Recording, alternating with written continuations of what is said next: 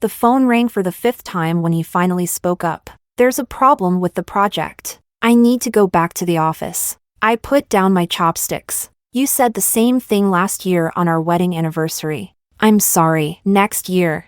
I'll definitely spend the anniversary with you. I felt sorry for him, because next year, he wouldn't have the chance to celebrate another wedding anniversary with me. Chapter 1. Samuel has been very busy lately. So busy that he hasn't had time to reply to my messages all day long, which is why he still doesn't know that I have cancer. We dated for 3 years in college and got married right after graduation. At that time, no one believed in us, including my parents, but Samuel knelt down with me in front of them, begging for a chance. They agreed and gave him 5 years, but Samuel only took 3 to achieve small success, and the company he co-founded with his friends continued to grow. Our life improved a lot. After moving into a new house, even my parents' attitude towards him changed.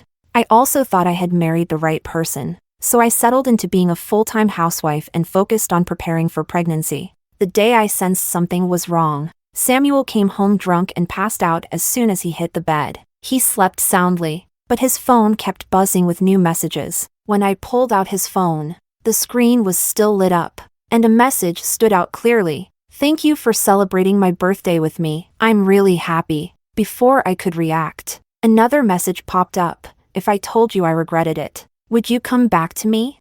I looked at the name saved in his contacts, and suddenly, I remembered who this person was. In our freshman year, Samuel, as a new student, quickly earned the title of the school heartthrob, handsome, skilled at sports, and admitted as the top student in the college. At the time, I wondered how there could be such a perfect person in the world, so I started observing him out of curiosity, showing up wherever he might appear. It was because of this that Samuel noticed me. One day, he blocked my way to the library, looking me up and down with a smirk and casually said, "Hey, do you have a habit of stalking people?" It was then that I realized, beyond the image others painted of him, he also had an unexpectedly roguish charm. From that day on, I appeared in front of him more openly. When he played basketball, I brought him water. When he went for morning runs, I abandoned my habit of sleeping in and followed him, bundled up in a winter coat. When he participated in debates, I found ways to be in the audience to cheer for him. Later, he blocked my way to the library again, this time seriously asking if I wanted to be his girlfriend. When my friends heard that I was dating Samuel, they all looked at me as if I had won the lottery. I knew many people were waiting to see me fail. Life is unpredictable. No one expected that Samuel and I would make it to the altar. If it hadn't been for the friend request I received on the morning of his birthday, I might never have known that the day Samuel asked me to be his girlfriend, his unforgettable first love was getting engaged abroad. Chapter 2. Samuel came back the next morning, seeing me sitting on the couch. His expression changed slightly. Then he quickly walked over to me. "Why are you up so early?" It wasn't that I got up early. I had been sitting in the living room all night. "Are you done with work?" I asked. A strange look flashed in Samuel's eyes. "Yes, I'm done. Sorry. This won't happen again." He tried to hug me, but I avoided his hand and stood up. "You must be hungry. I'll make you some breakfast." Samuel hesitated to speak but eventually followed me into the kitchen. "I'll help you." Samuel's stomach isn't great. When his company was just starting out, he had to attend social gatherings every day, getting himself drunk each time. Over time, it took a toll on his stomach. The worst incident happened at a dinner where he ended up in the hospital with a stomach hemorrhage from too much drinking. I couldn't bear seeing him neglect his health like this. I mentioned several times that he shouldn't push himself so hard, but he would always promise that he needed to secure more deals so we could live well. And he did it. This house in the city center is something he earned at the expense of his health. That's why I put so much effort into decorating it. After breakfast, Samuel left again, saying he'd come back for dinner. My best friend Alicia called, and the first thing she said was, "Is Samuel home?" "He just left." "Why?" I asked. Alicia seemed hesitant. "Lau, haven't you heard anything about Misty lately?" I responded nonchalantly. "What about her?"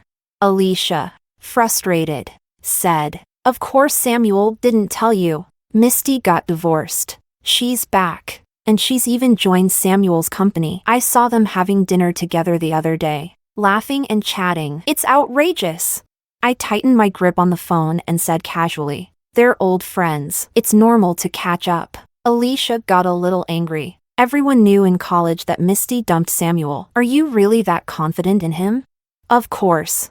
I wasn't confident. After all, I still didn't know if Samuel had ever really loved me. Back then, after shamelessly pursuing Samuel for a while, I finally found out that the reason Samuel was always on the basketball court was because he was heartbroken, trying to forget someone who had dumped him, and that's when I seized the opportunity to step into his life. I barely remembered what Alicia said afterward. All I knew was that by evening, Samuel texted me saying the project wasn't finished, so he wouldn't be able to come home for dinner. I sat at the dinner table with 3 dishes and a soup, all Samuel's favorites. When we first graduated, I could even turn a simple dish of scrambled eggs with tomatoes into a disaster. After Samuel had gone hungry a few times, he sighed and said he needed to make more money so we could hire a maid, so I wouldn't have to work so hard. I refused because back then, our combined salaries barely covered rent, utilities, and food. The money we spent on dates was something he carefully saved up.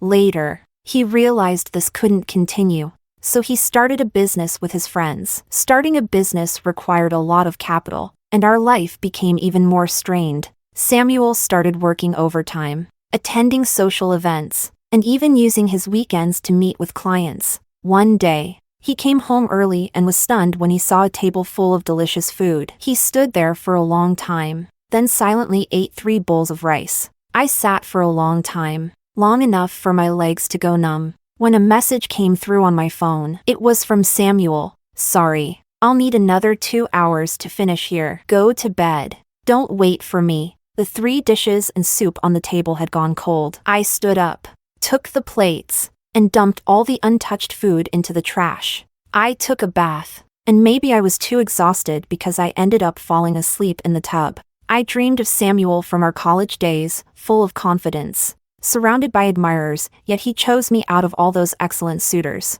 When we first got married, I felt like I was living in a dream every day, always clinging to him, listening to him patiently tell me over and over that this wasn't a dream. I told him, "Samuel, if this is a dream, I hope I never wake up." He smiled indulgently and said, "It's not a dream, and it never will be. We'll be together forever." But now, that dream was shattered by him, and I was still stuck in it, struggling. I woke up from the cold. When I opened my eyes, I was still in the tub, and the water had turned icy. I've never been in great health, so I quickly dried off, wrapped myself in a towel, and crawled under the covers. The weather in late autumn wasn't too cold, but for someone with perpetually cold hands and feet like me, it took quite some time to warm up the bed. In the past, Samuel would warm the bed for me, but he wasn't here today. After lying there for 2 hours, I was still cold.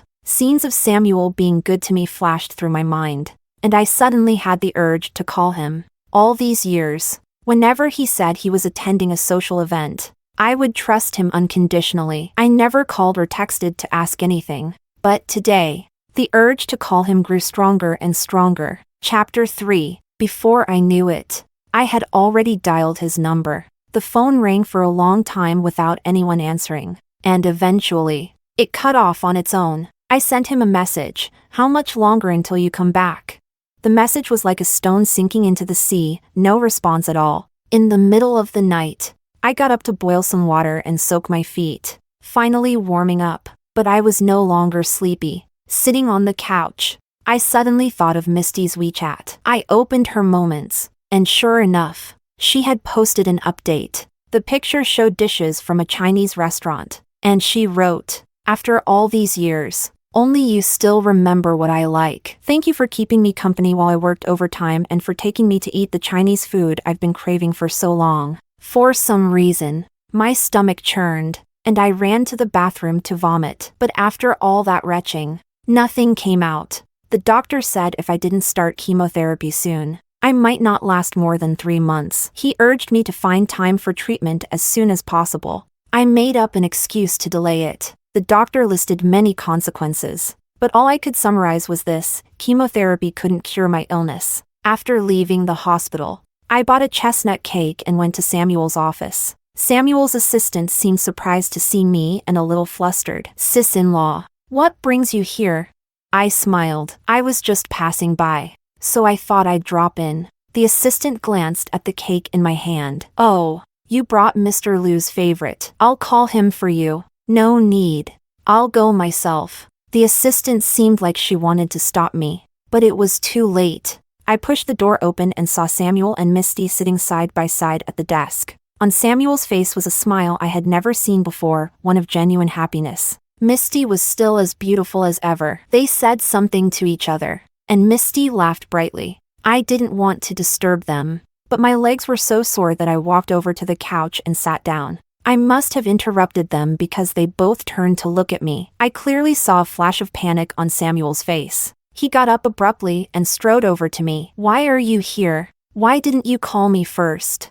I handed him the cake. "I just happened to be nearby, so I thought I'd stop by." Here. The line wasn't long today. Samuel loves chestnut cake. I've known this since college, and he only eats cake from this one bakery. Samuel hesitated for a few seconds before taking the cake. "Next time, don't buy it. Just get something you like." He casually placed the cake on the desk, took my hand, and started leading me outside. "You haven't eaten yet, have you? Let's go eat." We had only taken a few steps when Misty's voice came from behind. "Sam." "Mr. Liu, I like chestnut cake too. If you're going out, can I have this?" I could clearly feel Samuel stiffen. Then he turned to look at me. Before he could say anything, I smiled and said, "So Miss Lee likes chestnut cake too?" Misty replied, "Yes. This bakery's chestnut cake is especially good. It's the only one I ate back in school." Chapter 4. We didn't end up having dinner because Samuel noticed I didn't look well and took me home. As he opened the door, he hugged me from behind. "There's nothing going on between us. I wouldn't have married you otherwise. Lau, do you believe me?" I didn't answer his question and instead asked, "Would you lie to me?" "No, I wouldn't lie to you." I softened, wanting only to spend my remaining days in peace with him, so I changed the subject. Samuel didn't go to the office that day. He stayed home, personally taking care of everything. When the lights went out, he pulled me into his arms, but I instinctively pushed him away. "Not today." Samuel paused. Then his tone shifted slightly. "Are you still mad?" "I'm not. Yes. I like chestnut cake because of her, but nothing is going on between us now." "Do you really need to be so bothered by it?" It felt like a bucket of cold water had been poured over me, chilling me to the bone. "Samuel, you didn't need to tell me. I had already convinced myself it was just a coincidence. You didn't need to explain. Or, are you explaining because you feel guilty?" I was still in Samuel's arms, and I could feel his entire body tense up instantly. After several minutes of silence, I got out of bed. Samuel grabbed my hand, his voice a little panicked. "Where are you going?" "I'm going to the guest room, Lau. Let's just cool off for a bit." I lay in the guest room, tossing and turning, unable to sleep, my mind replaying the scene of Samuel and Misty sitting together. I didn't fall asleep until dawn. When I opened the door, I bumped into something, startled. I took several steps back before hearing a voice from outside. "It's me, Lau." I turned on the light and saw Samuel leaning against the wall, his long legs stretched casually across the guest room doorway. What I had tripped over was his foot. "Why are you sitting here?" Samuel's voice was hoarse. "I was afraid you'd leave." "I'm sorry. I shouldn't have spoken to you like that." "I'm fine. Don't worry about it." Seeing me come out, Samuel stood up and followed me. "What do you want to eat?" "I'll make you something." I shook my head, grabbed my bag, and headed for the door. "I'm going for a walk. You should get some sleep. You've got work later." Samuel didn't let go of my hand, and with a bit of force, he pulled me into his arms. He held me tightly. "Lau, don't ignore me. I haven't done anything to betray you. We're just co-workers. That's all." "Co-workers who sit together at your desk, laughing that happily?" Samuel held me even tighter. We're just co-workers, nothing more. Yesterday was a mistake. It was after work hours anyway. I pushed him away. So, after work, co-workers can get that close? Samuel probably had never seen me like this before. He stared at me, dumbfounded, for a long time before rubbing his temples. If you don't like her, I'll fire her. I didn't want to come off as too aggressive, so I didn't say anything more. I thought Samuel was only saying that to appease me. But a few days later, Misty stopped me outside my apartment. Chapter 5. Laura, can we talk? I refused. There's nothing to talk about. You're scared, aren't you? Misty smiled. Because I'm working with Samuel. You're afraid you won't be able to keep him, so you had him fire me. I was a bit surprised and also confused. Did Samuel really fire Misty because of me? That didn't seem like something he would do. I quickly composed myself and said, I don't interfere in company matters. If you have questions, you should ask him. Misty gave me a meaningful smile. Well, you've given me permission, Laura. Let's see who's really most important to him. I found her tiresome, but at the same time, I couldn't stop myself from wanting to know the outcome. But I didn't expect Misty to act so quickly. In the evening, Samuel texted me saying he'd be home for dinner, but by 8 o'clock, he messaged again saying something urgent had come up, and he couldn't make it. I asked him what time he'd be back, but he didn't reply. My instincts told me it wasn't just a last-minute issue, so I called him. When I heard the automated message, I wasn't suspicious, just worried. This had happened before during his business dinners, and his colleagues would end up taking him home. The next day, I asked him why he didn't answer his phone or respond to messages. He had stared at his phone for a long time before telling me the battery had died. After that incident, he promised me that he would always respond and never ignore my calls. But now, it was happening more and more often, and Samuel seemed to have forgotten his promise to me. I was about to throw my phone aside when a WeChat message came through. It was a video from Misty. She had her arms wrapped around Samuel's neck, kissing him, while Samuel stood there with his hands in his pockets, looking at her fondly, letting her do as she pleased. I thought I would break down at that moment, but I didn't. Instead, I watched the video over and over, like some kind of self-inflicted torture. Then, I calmly put my phone away, pulled out a suitcase, and started packing. This house was bought by Samuel, and when we purchased it, he had only put my name on the deed. He had also left all the decorating decisions to me. As I looked at the cozy little home I had meticulously put together, I only packed a few clothes. Taking anything else would just add unnecessary burdens. It was better to leave it all behind.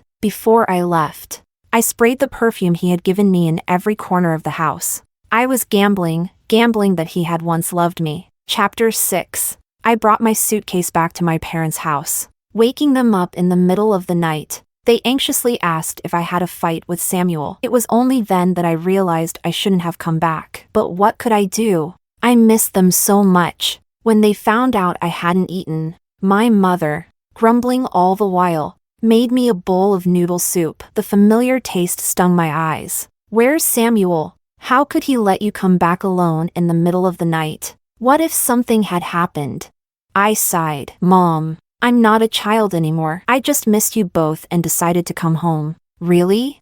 Really? My parents exchanged a glance and finally believed me, insisting I stay for a few days before leaving again. I agreed. In the middle of the night, half asleep, I heard voices outside. Listening carefully, I realized it was Samuel's voice. I opened the door and walked out. My mom was still muttering. Young couples always fight, but letting her come back alone in the middle of the night isn't right. Samuel, when we gave our daughter to you, it wasn't for you to treat her like this. Samuel's tone was respectful as he repeatedly promised to take good care of me. When my mom saw me come out, she stopped talking. It's late. You both should stay here for the night. Going back and forth now would take until morning. My mom returned to her room, and I turned back toward mine. Samuel followed me in. Lau, it's too late. Let's talk tomorrow. I'm sorry. So much has been happening lately, but once things calm down, I'll make it up to you. I promise. I turned to face him. Samuel, Did you really work overtime today? Samuel's expression didn't change. What else could I have been doing? Lau. What's going on? Is it the pressure of trying to have a baby? If you're feeling overwhelmed, we don't have to have kids. If it weren't for that video, I might have believed him. I wanted to say something when I noticed a hickey on his neck, and suddenly, I felt the blood rush in reverse through my veins. I never left such blatant marks on him, but now, he had allowed another woman to leave them on his body. He hadn't even noticed the lipstick stain on his collar. Looking at him, still so determined in his lies, I suddenly felt like all my efforts had been in vain. Let's divorce. Samuel, we should get a divorce. Samuel's face first showed disbelief, then darkened. Laura, what are you talking about? Haven't I been good enough to you? Just because I've been too busy to spend time with you, you want a divorce? I massaged my temples, which were throbbing. Samuel, there's a lipstick stain on your collar, and I don't wear that shade. Samuel's expression shifted, but after a quick glance at his collar, he said, I've explained this to you before. It's just part of socializing at business dinners. You want a divorce? Fine, let's get a divorce. We'll go first thing in the morning. Exhausted, I replied. All right. Tomorrow morning at 9, I'll meet you at the Civil Affairs office. Samuel stormed out, slamming the door behind him. He didn't come back that night. The next morning, I made an excuse to leave the house and went to the Civil Affairs office early. Samuel didn't show up. Instead, I got a call from Alicia. Laura, where the hell are you? What's going on? Alicia's voice was so full of anger I thought she might explode. Do you know who I just saw in the OBGYN ward? Samuel and that little tramp Misty. I was stunned for a moment. What were they doing there?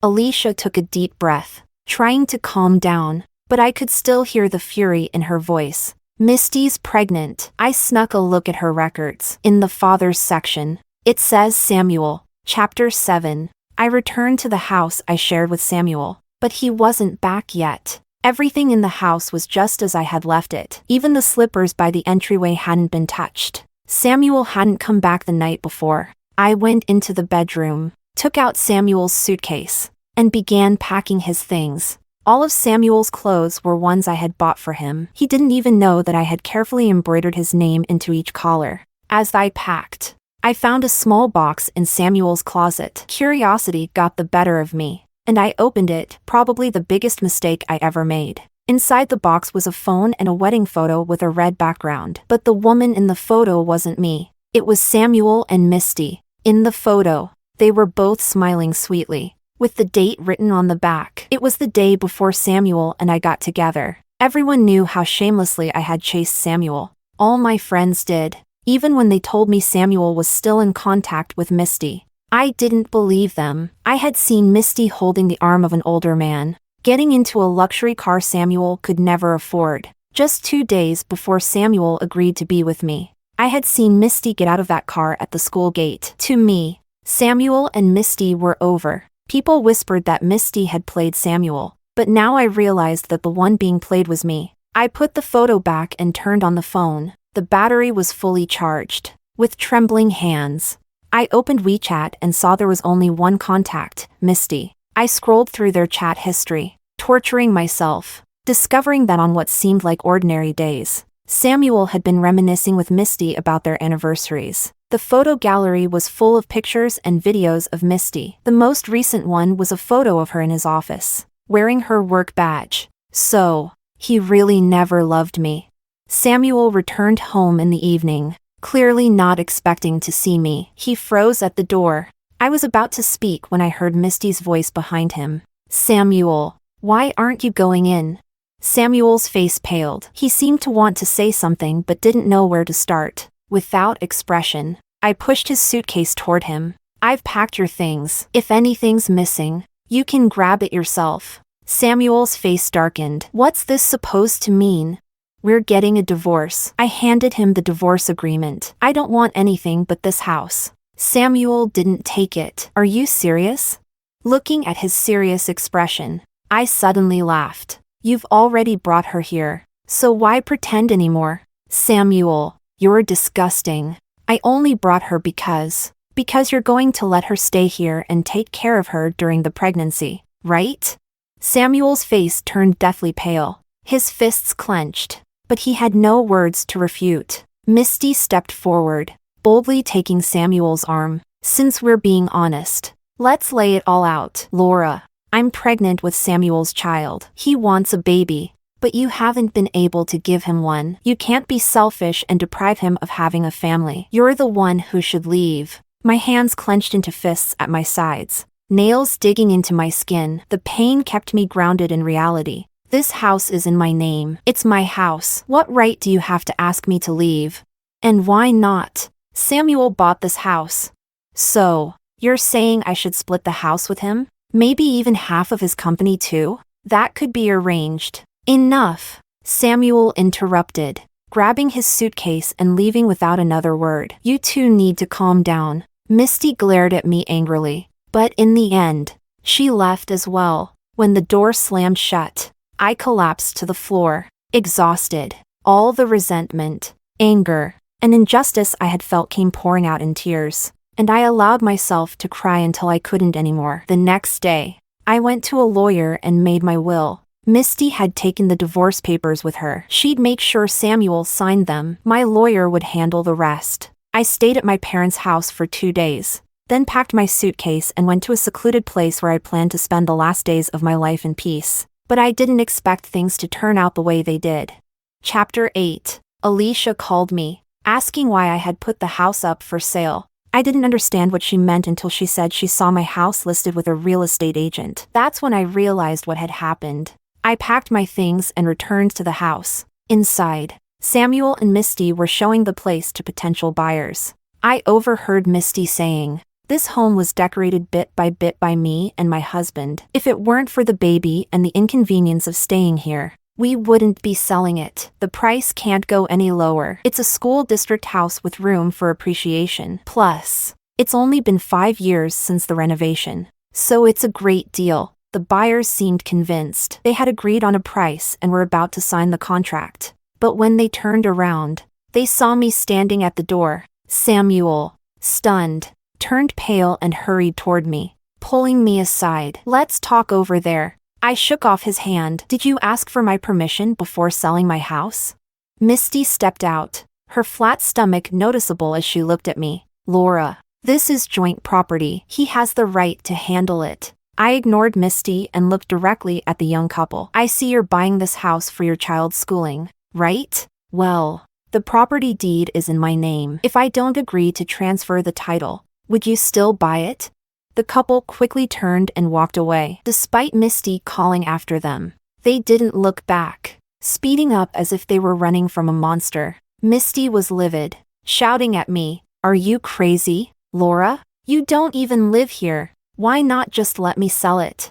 My whole body ached, and I barely had the strength to speak. I looked coldly at Samuel. "Take her and get out of my house. Don't dirty my space." Misty tried to argue, but Samuel stopped her. "We need to talk about the house. It's our marital property, so half of it is mine. I can compensate you in cash." I smirked. "How much can you give me?"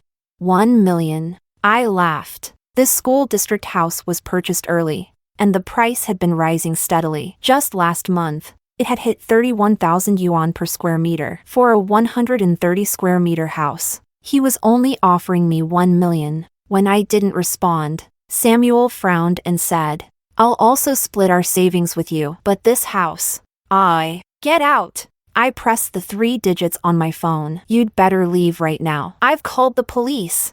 Misty wanted to step forward and argue, but Samuel held her back, his face dark. "Is this really necessary? All you care about is money?" My vision darkened as I grabbed a feather duster and waved it wildly. "Get out! Get out of my house! Get out!"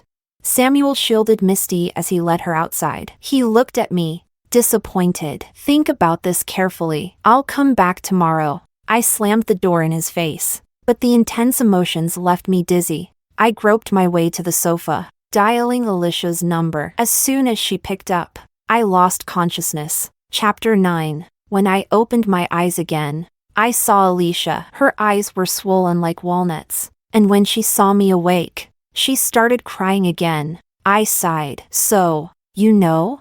Alicia wasn't one to cry, but now she was sobbing so hard she couldn't speak. I quietly waited for her to finish. My thoughts drifted to a day early in our marriage when I had fainted outside the bathroom. That day, Samuel was working late. He later told me I must have been lying on the floor for over an hour before he found me and rushed me to the hospital. At the time, I was only diagnosed with low blood sugar. When the doctor gave the results, Samuel frowned as if faced with an enormous problem. I had joked with him then, "Samuel, if I die before you, you'd better find someone to take care of you." Samuel's eyes flashed with fear I had never seen before. He scolded me. "Don't talk nonsense. You're perfectly healthy. How could anything like that happen?" I think, in that moment, Samuel must have loved me. His fear and anxiety weren't an act. Alicia finally stopped crying and asked, "Does Samuel know?" "No, he doesn't. We're divorced." "What?" Alicia's face turned green with rage. "That heartless bastard. How could he divorce you at a time like this? Does he even have a soul?" I was silent for a moment before speaking. "Misty is pregnant. They listed the house for sale without my consent." Alicia's fists clenched, her knuckles cracking. "I'm going to confront him." "Don't, Ollie. It's pointless. Even if they aren't together now, they'll end up together after I'm gone. If I try to stop them, they'll only resent me. It's better to just let them have each other." But letting them be together doesn't mean they'll live happily ever after, especially after I'm gone. I admit I'm being selfish, but I gave him a chance. Alicia was still fuming. "Don't try to stop me. I want to see how that scumbag can abandon his sick wife for his mistress. Does he have any morals left?" "Ollie, calm down. I know you mean well, but going there won't help. I have less than 3 months left. Even if I get the house, my parents won't live in it." Alicia finally calmed down, but she was still frustrated. "But you can't just let the mistress have it all. That's why I need your help. I want to secure my assets and transfer them to your name. Afterward, I'll need you to take care of my parents." Alicia was about to refuse, but I explained. "I don't want my parents to know about my illness. I'll tell them I'm traveling, and I've already recorded a bunch of videos for you to send to them later. As for the divorce settlement, please send them a bit of money each month. My parents are getting old. They wouldn't be able to handle the truth, and I couldn't think of a better way to tell them. I could only let them find out gradually." Alicia started crying again. "Why is life so unfair? Why do you have to go through this while those two despicable people get to live freely? I guess this is just fate." After leaving the hospital, I called Samuel and asked to meet to finalize the division of assets. Samuel had an affair with Misty during our marriage, so I demanded that he leave with nothing. What I didn't expect was that Samuel agreed without hesitation. The asset division was completed, and the cooling-off period for the divorce had also passed. After receiving the divorce certificate, Samuel and I walked to the entrance. Misty was waiting at the door. Seeing the divorce certificate in Samuel's hand,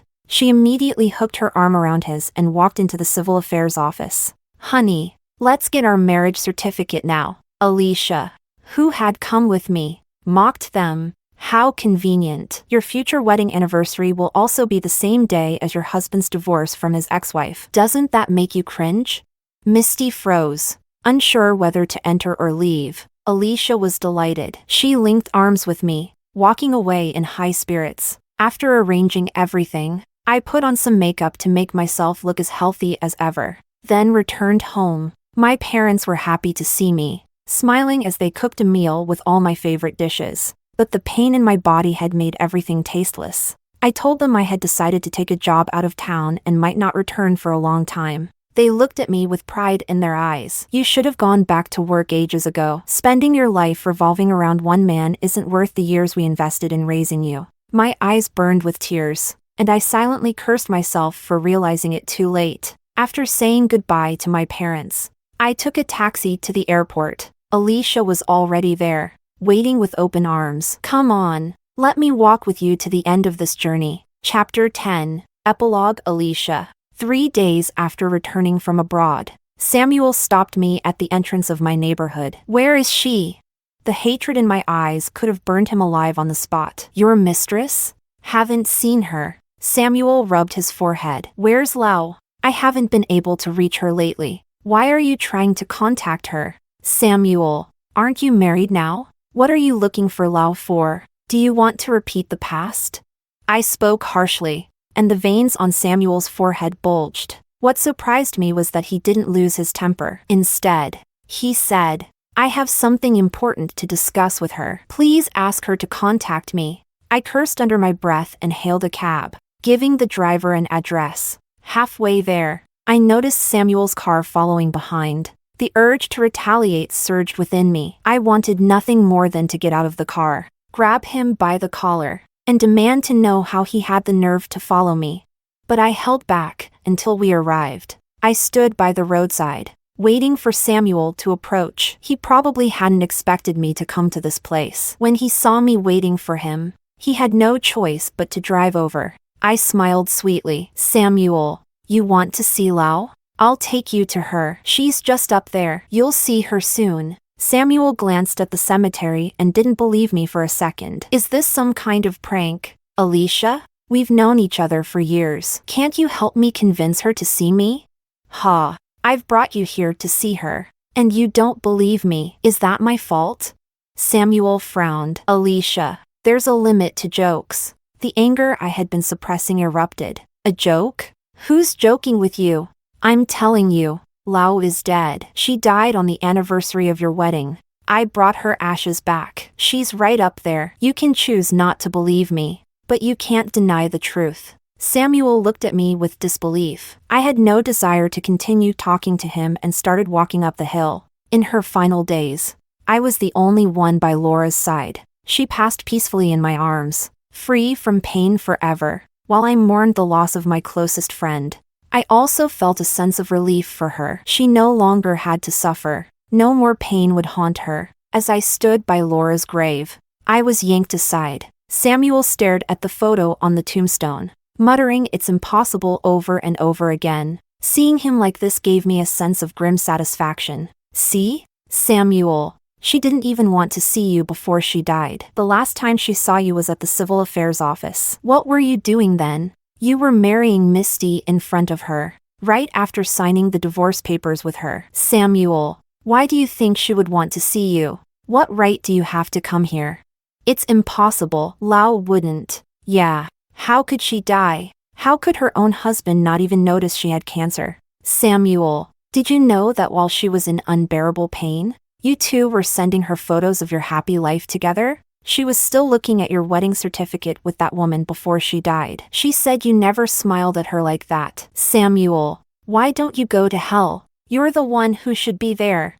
I didn't. I never sent her those photos. I laughed bitterly. Those photos could only come from the two of you. If it wasn't you, then who? I watched as the color drained from his face, and for the first time in a long time, I felt a small sense of justice. But this was nothing compared to the pain Lau endured. Samuel left. It took him over 10 minutes to stumble from Laura's grave to his car, a distance of just a few dozen meters. I wiped away the spots on Laura's tombstone that Samuel had touched. As I did, the tears started to flow uncontrollably. Lau, we're going home now. I've cleaned the places Samuel touched. He won't taint your next life. Lau, you've endured all the suffering in this life. In the next, you'll meet a man whose eyes are filled only with you. Don't worry. Your parents are my parents now. I'll take good care of them. Chapter 11, Samuel's Epilogue. When Alicia told me Lau was dead, my first reaction was to think she was joking. But then Alicia showed me Laura's death certificate, and I had no choice but to believe it. I don't even remember how I got back to what used to be my home with Laura. After the divorce,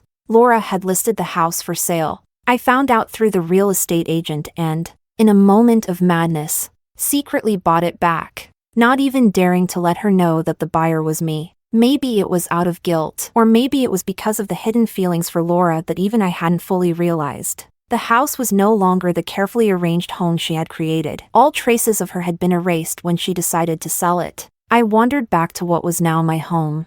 Misty was lying on the couch, playing games. When she heard the door open, she didn't even look up. Why are you back so early today? I stood in the entryway, looking at the disheveled, unkempt woman in front of me. When she didn't hear a response, She finally looked up at me. What are you standing there for? Go make dinner. What if you starve me and the baby? As she spoke, she rubbed her swollen belly. Suddenly, Laura came to my mind. Laura always spoke to me in a gentle tone, her bright almond-shaped eyes shining. She never ordered me around or threatened me. The only time she did was that day when she almost broke down and told me to get out. Thinking of that scene made my throat go dry. Laura. I didn't get to finish before Misty sat up, her voice sharp. You went to see Laura? What are you seeing her for? Are you still not over her? Samuel, don't forget. You were the one who came after me. She was the one who wanted the divorce. So what now? What's your deal? I looked at Misty and felt like she was a stranger. We had only been married 3 months, and Misty's temper was getting worse by the day. Ever since I had found some of Laura's old things, her emotions had been out of control. At first, I thought it was just mood swings from the pregnancy, so I tried to accommodate her. But now, I didn't understand her at all. You're being too sensitive. I'll stay at the office for a few days. You need to calm down. I turned to go pack my things. Misty followed me into the bedroom, demanding, "Why are you staying at the office? You're not going to the office. You're going to see Laura, aren't you? You think I don't know you've been looking for her lately?" I knew Laura wouldn't let go so easily. She's definitely still trying to get something from you. Enough. The image of Laura's smiling face on that cold tombstone flashed in my mind, and a wave of pain washed over me. Laura, she's already dead. What could she possibly want from you? While she was suffering, you were still sending her pictures of us. How could you be so cruel? What? She's dead? Misty was momentarily stunned. Then she laughed. Good. Why should I care that she's dead? Samuel, she has nothing to do with you anymore. Now that she's dead, she's even less of a concern. I didn't understand how the once gentle Misty could say such heartless and vile things. I stared at her like she was a stranger, but Misty was lost in her own emotions. How did she die? Was it painful? Did she? Smack! I couldn't hold back, and I slapped her. On the way back, I had done my research. From the day Misty started working at the company, she had been sending Laura pictures, and several times, Laura had tried calling me, but Misty had hung up. Laura was such a kind and beautiful person. How could Misty hurt her like that? Misty fell silent for a moment before exploding again. Are you crazy? Why did you hit me? Her death has nothing to do with me. You two were already divorced. I'm your legal wife now. Crash. The ceramic jar I had just packed in my suitcase shattered on the floor, and its contents spilled out. It was Misty's diagnosis. My hands trembled as I picked it up and saw the date of the diagnosis, the day she started working at the company. I clenched my fists, the veins on the back of my hands bulging. That day, I hadn't come home at all. I had spent the night with Misty at a hotel, and that's when the baby was conceived. Laura had called me several times that night, but I didn't pick up. After that, I couldn't look her in the eye without feeling guilty, so I started coming home later and later, with Misty always by my side at work. The guilt I had for Laura gradually faded away. I often wondered, if Laura had made a scene back then, would I have come to my senses and tried to make things work with her? But there were no what-ifs anymore. Ignoring Misty's protests, I went to a hotel and stayed there for half a month. When Misty found me, I just gave her a cold look and kept drinking. Judging by the shock in her eyes, I could guess how I looked. I hadn't shaved in 2 weeks, and I'd been living in a drunken stupor. How good could I have looked? Misty carefully stepped around the scattered bottles on the floor and came to stand in front of me, her voice angry. Who are you trying to impress with this? Samuel, Laura is dead. Can't you get a grip? How can you let yourself fall apart over someone who's no longer here? What about the company? Breathing became painful. Every time I thought about those days I spent with Misty while Laura was alone in a cold, empty house, I felt like ripping my heart out to see if it had turned black. She didn't scream or cry when we divorced, but Misty still sent her photos to hurt her. How devastated must she have been? I found out that in the end, when the pain became unbearable, Laura had taken sleeping pills to end her life. She was always so afraid of pain. She used to cry in my arms whenever she got the smallest cut. How much must she have suffered in her final days? And what was I doing? I had let Misty throw out all of Laura's belongings and erase all traces of her from her home. She hadn't left me anything to remember her by. When I remembered that she had left some things with me, I stumbled as I tried to get up. Before I could steady myself, I fell again, completely pathetic. I reached out my hand toward Misty, but all I saw on her face was undisguised disgust. Then I heard Misty say, "The company is getting worse every day. You have nothing left. Samuel, I was blind to think you were worth something." Her words hit me like a brick. What did you say? Misty didn't respond. Instead, she turned toward the door and waved. I followed her gaze and saw her ex-husband standing there. My scalp tingled with a sudden rush of dread. Misty clung to his arm. "Samuel, I don't want you anymore. Divorce me. I'll take 2/3 of your assets. And from now on, we'll have nothing to do with each other." I couldn't understand. You too. Her ex-husband sneered. "Misty, you said he was a promising investment, but all I see is a useless coward. Let's take his assets and go home to have a son." I looked at Misty's belly, and a ridiculous thought crossed my mind. Her ex-husband answered my unspoken question. "Yes, the baby is mine. You and Misty never had anything between you. Did you really think I'd let you touch my woman?" I ran into some financial issues with my business and didn't have enough capital to recover. Misty came up with the plan, and our son arrived at just the right time. We figured we might as well go all the way. "So, Samuel, just hand over your company. Otherwise, I'll make sure everyone knows how you abandoned your seriously ill wife." My mind went blank. By the time I came to my senses, Misty was already rummaging through my briefcase. Watching them, I suddenly started laughing. Misty looked at me warily. "What are you laughing at?" "Misty, I really misjudged you. But since we're married now, don't think about getting divorced. You destroyed my family, so you won't have a peaceful life either. If we're all rotten, let's go to hell together." Misty's expression turned frantic. "What are you planning?"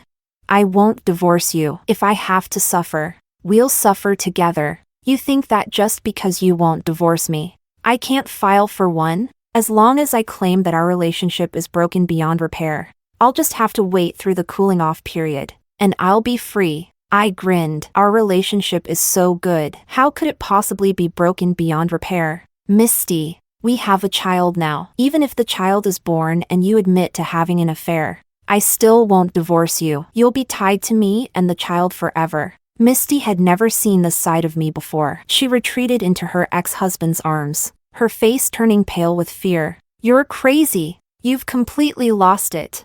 "Yes, I've gone mad. But Misty, you're my wife. I've never hurt you, and I still love you. No judge will grant us a divorce." Her ex-husband yelled. "The child in her belly is mine. We both want to remarry. How can the court not approve?" I calmly explained. "Remember how you faked evidence of domestic violence so you could get a quick divorce? If I submit those documents to the court, they'll side with me to protect my wife and child. Isn't that right, Misty?" Misty was so terrified that her legs gave out. She trembled, unable to speak. I stood up, walked over to her, and smiled gently. "Let's go home, dear. The smell of alcohol here isn't good for the baby." In the days that followed, Misty and her ex-husband repeatedly tried to get me to divorce her. They even took it to court. Misty stood before the judge and confessed to her affair, asking for a divorce. But each time, I looked at her lovingly and gently reassured her. "Don't be like that, darling. I love you so much. How could I ever divorce you? I treat you so well. I'm sure you'll come around. After all, life is long." Misty and her ex-husband had no evidence to prove I had wronged her. On top of that, the judge could see how well I treated her. We never managed to get divorced. 6 months later, when Misty was lying on her deathbed after giving birth, barely clinging to life, I held the newborn child in my arms and went to Laura's grave. "Lau, can you see? This child doesn't look anything like me." If I had realized earlier that nothing ever happened between Misty and me, would I have had a chance? A chance to walk with you through the end? "Lau, I miss you. I really, really miss you." After Misty and I finish tormenting each other for the rest of our lives, I'll come down to make amends with you. "Lau, wait for me."